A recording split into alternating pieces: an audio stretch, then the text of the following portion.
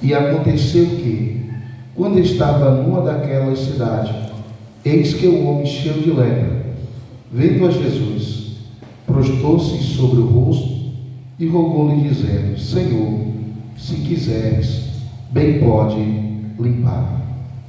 E ele, estendendo a mão, tocou-lhe, dizendo: quero ser limpo. E logo a lepra desapareceu dele. E ordenou-lhe que a ninguém o dissesse. Mas vai, disse, mostra-te ao sacerdote e oferece pela tua purificação, porque Moisés determinou para que ele sirva de testemunho. A sua fama, porém, se propagava ainda mais e ajuntava-se muita gente para o ouvir e para ser curado das suas enfermidades por ele. Ele, porém, retirava-se para os desertos e ali orava.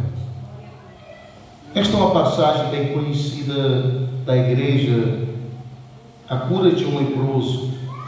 E eu creio que nesta noite, todos nós que estamos aqui, temos algum milagre para contar, algum milagre para testemunhar para a glória de Deus. Quem tem milagre aqui nesta noite para contar que Deus fez na sua vida? Então nós sabemos, meus amados irmãos, que o nosso Deus é o Deus do impossível. E eu quero meditar um pouco nessa história. Mas só que eu quero começar lá em Mateus capítulo 5. Que Jesus está em cima do monte. E quando ele está em cima do monte, em Mateus capítulo 5, Jesus ele está ali e ele vai estar ensinando, como diz no versículo 2: e abrindo a sua boca, os ensinava dizendo: bem-aventurado o pobre de espírito, porque deles é o reino dos céus. Bem-aventurados que choram, porque eles serão consolados. Bem-aventurados os mansos, porque eles herdarão a terra. Bem-aventurados que têm fome e sede de justiça, porque eles serão fartos. Bem-aventurados os misericordiosos, porque eles alcançarão misericórdia. Bem-aventurados os limpos de coração, porque eles verão a Deus. Bem-aventurados os pacificadores, porque eles serão chamados filhos de Deus. Bem-aventurados que sofrem perseguição por causa da justiça, porque deles é o reino dos céus. Bem-aventurados sois vós quando vos injuriarem e perseguirem, e mentindo, disserem todo mal contra vós por minha causa. Exultai e alegrai-vos, porque é grande o vosso galardão nos céus, porque assim perseguiram os profetas que foram antes de vós. E no versículo 13, meus amados irmãos, ele vai dizer que nós somos o sal da terra.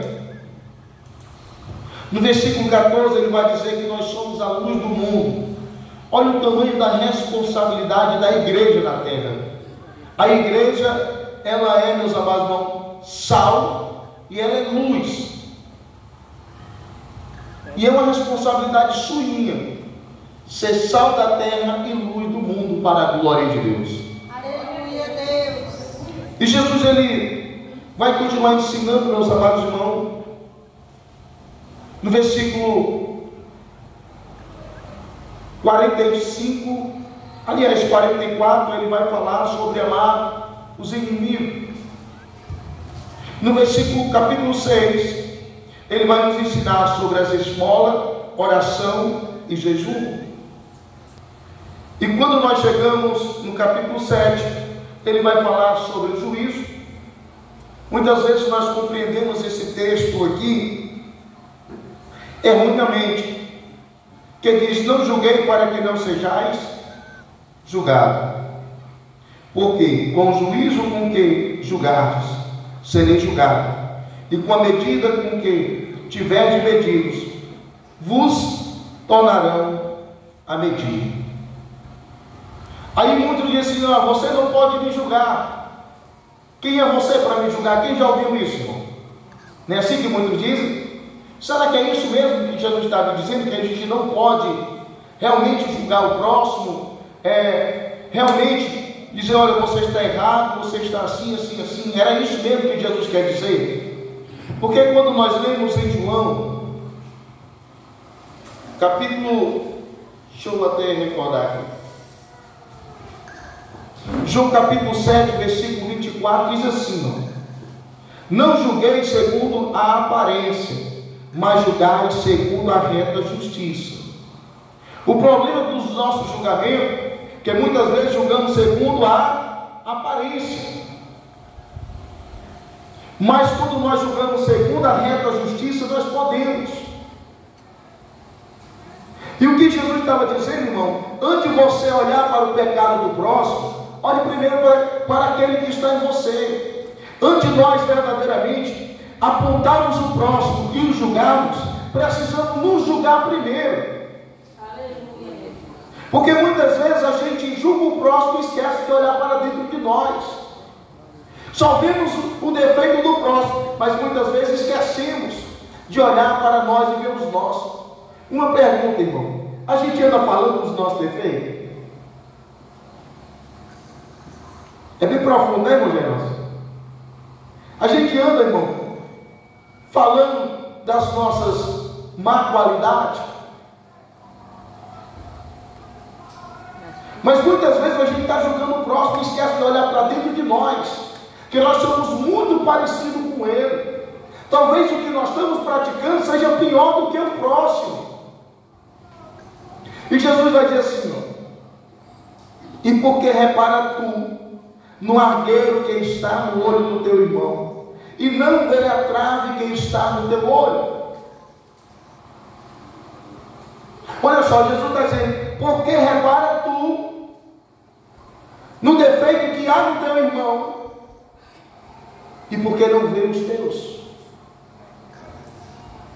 Porque você não olha para dentro de si, e faz também que você, primeiramente, julgar primeiro a você mesmo, para que você tenha autoridade para julgar o próximo.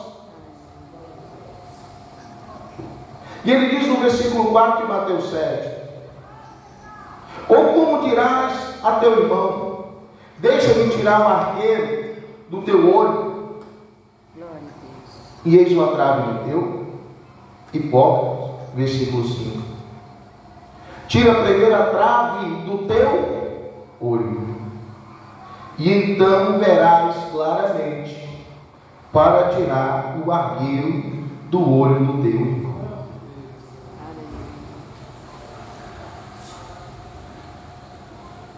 E nós vamos ver que no partir do versículo 7, Jesus vai falar da oração, de insistirmos, persistirmos e perseverarmos na oração.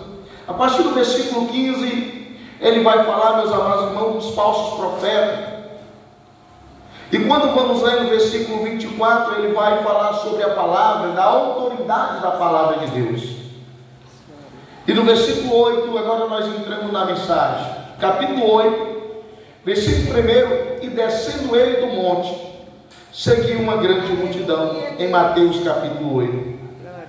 Primeiramente, para que Jesus viesse a ter autoridade sobre as enfermidades, ele precisava primeiramente ter autoridade pregando, autoridade no ensinar. E Jesus, ele era completo. Tanto ele tinha autoridade quando ensinava, e também ele tinha autoridade quando curava para a glória de Deus. E Jesus, quando ele desce do monte, ele desce cheio da autoridade do Espírito de Deus, para curar os leprosos, para dar vista aos cegos, para fazer o impossível acontecer para a glória de Deus. Quando Jesus desce do monte com a autoridade da palavra, ele tem também a autoridade sobre o espírito maligno para a glória de Deus. E assim é o nosso Jesus hoje. Através da sua palavra, ele diz que através da sua palavra nós somos limpos, nós somos transformados, remidos e lavados com o sangue do nosso Senhor Jesus para a glória de Deus. Aleluia, glória a Deus.